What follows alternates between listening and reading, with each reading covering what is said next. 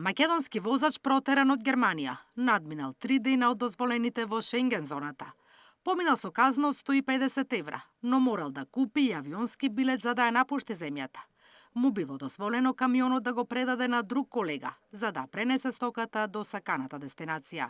Поминал подобро од превозник од Босна, кој добил забрана за влез од 1 година, велат од Макам Транс.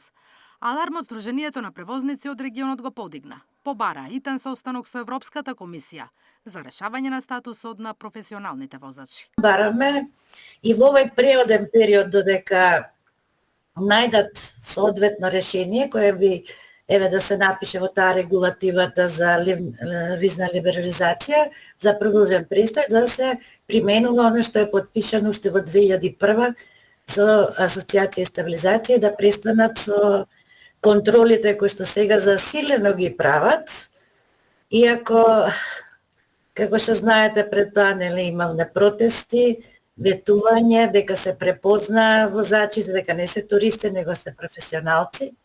Правилата од Брисел се ригорозни. Ако втор пат се фати истиот возач со надминати денови, може да добие забрана за влез од 5 години.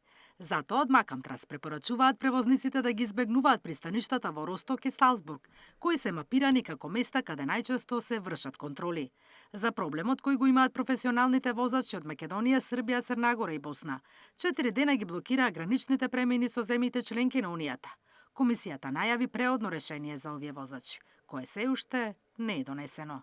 Наташа Мерсовска, Сител телевизија.